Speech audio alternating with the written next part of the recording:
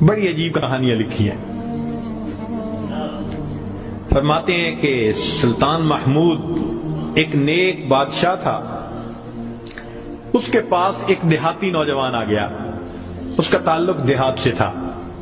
تعلیم بھی نہیں تھی, کچھ ایسی تربیت بھی نہیں تھی, مگر بادشاہ کے دربار میں آ کے جب خدمت پہ لگا تو اس نے اتنی اچھی خدمت کرنی شروع کی کہ تھوڑے دنوں میں بادشاہ کی آنکھوں میں بڑا درجہ پا گیا. بادشاہ نے اپنے مقرب بندوں میں شامل کر لیا. اب جو پہلے سے مقربین تھے نا, وہ بہت جیلس ہوتے تھے. ہم بڑے خاندانوں والے اور بڑی عقل سمجھ والے, تعلیم والے, ہم بادشاہ کے مشیر تھے. یہ کل کا نوجوان پتہ نہیں کہاں سے آ گیا دیہات سے اٹھ کے کہ بادشاہ کی اس کے اوپر بڑی خاص نظر پڑتی ہے. چنانچہ انہوں نے پروگرام بنایا کہ ہم بادشاہ سے موقع ملنے پہ بات کریں گے. انہوں نے بات کی کہ بادشاہ سلامت, جو محبت کی نظر اس کی طرف اٹھتی ہے وہ ہمارے اوپر نہیں اٹھتی. حسب میں ہم اچھے, نسب میں ہم اچھے, مال میں ہم اچھے, عقل میں ہم اچھے, لیکن محبت کی نظر اس کو جو مل گئی وہ ہمیں نہیں مل رہی.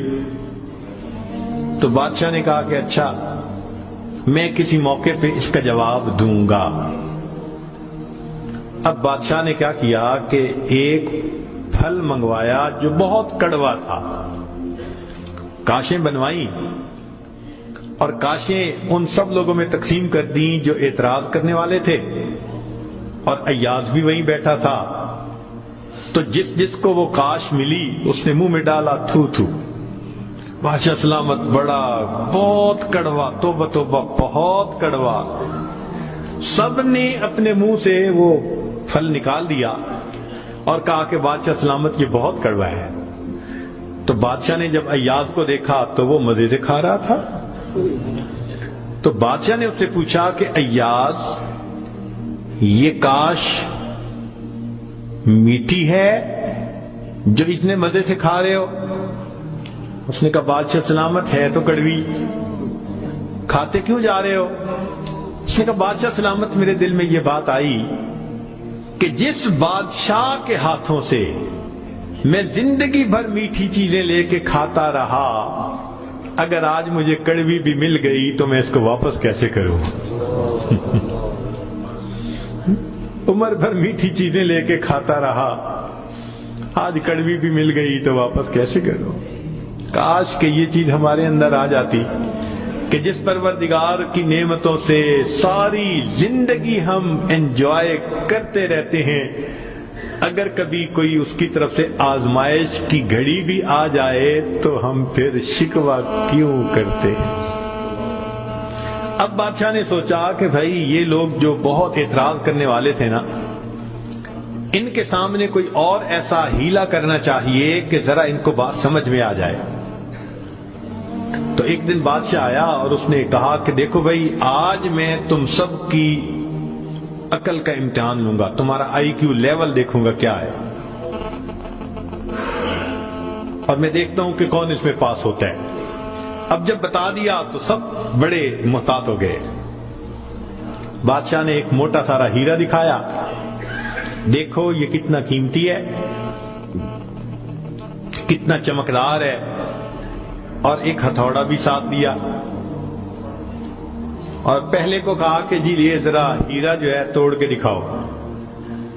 اب وہ سمجھ رہا تھا کہ بادشاہ نے ہم سے امتحان لینا ہے ہماری سمجھداری کا. تو اس نے کہا بادشاہ سلامت یہ ہیرا تو بہت قیمتی ہے, اتنے کیرٹ کا, اور بالکل بے عیب ہے, کوئی فلاں نہیں, فلاں لیس ہے, لہذا اس کو تو نہیں توڑنا چاہیے. بادشاہ مسکرایا, کہنے لگا ہاں بہت اچھا. تو وہ سمجھا کہ بھائی میں نے بادشاہ کو کنونس کر دیا, چنانچہ دوسرے کو دیا, اس نے بھی اسی قسم کی لاجک, تیسرے کو دیا, اس نے بھی لاجک. جتنے اعتراض کرنے والے تھے سب کو ہیرا ہتھوڑا دیتے رہے, وہ یہی لاجک دیتے رہے اور معذرت کرتے رہے, حتیٰ کہ بادشاہ نے وہ ہیرا ایاز کے ہاتھ میں پکڑایا. جب ایاز کو کہا ایاز اسے توڑو, ایاز نے اس کو نیچے فرش پہ رکھا، دے کے مارا ہتھوڑا اور اس کے ٹکڑے ٹکڑے کر دیے۔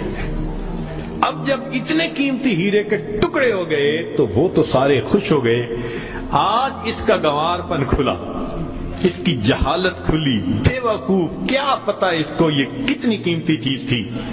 تو وہ ایکسپیکٹ کرنے لگے کہ آج تو بادشاہ اس کو دھکا دے دے گا دربار سے۔ تو جب ہیرے کے ٹکڑے ہو گئے تو بادشاہ نے اس کی طرف دیکھ کے کہا، ایاز تو نے ہیرے کے ٹکڑے کر دیے، اتنے قیمتی ہیرے کے؟ تو ایاز نے آگے سے سمپل سا آنسر دیا کہ بادشاہ سلامت، آپ نے مجھے حکم دیا تھا ہیرے کو توڑ دو۔ اب میرے سامنے دو آپشن تھی، یا تو اتنے قیمتی ہیرے کو توڑ دیتا، یا پھر میں انکار کرتا تو آپ کے حکم کو توڑ دیتا۔ میری نظر میں آپ کا حکم ایسے سینکڑوں ہیروں سے زیادہ قیمتی تھا، لہذا اس کو کم قیمت سمجھتے ہوئے میں نے آپ کے حکم کو نہیں توڑا، میں نے ہیرے کو توڑ دیا۔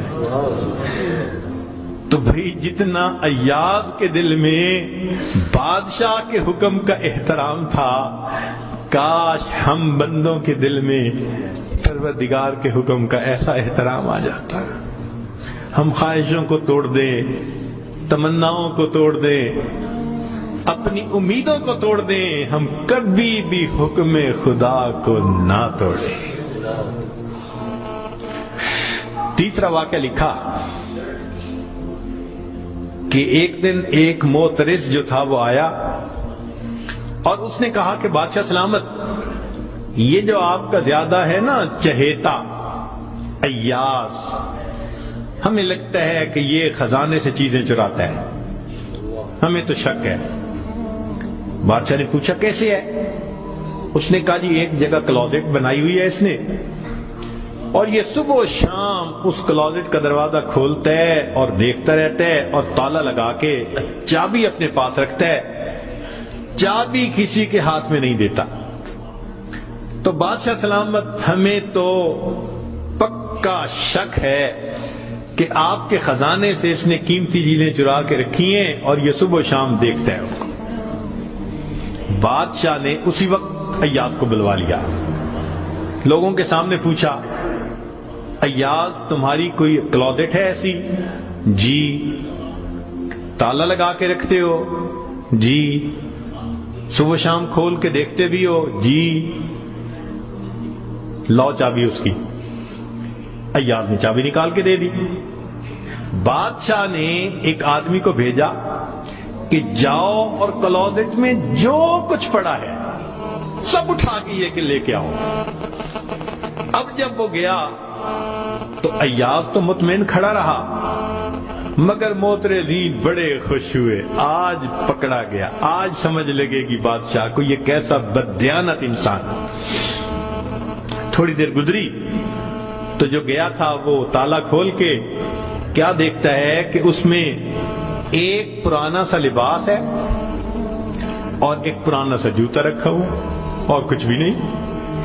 بڑا حیران ہوا، اس کو یہ صبح بھی دیکھتا ہے شام بھی دیکھتا ہے۔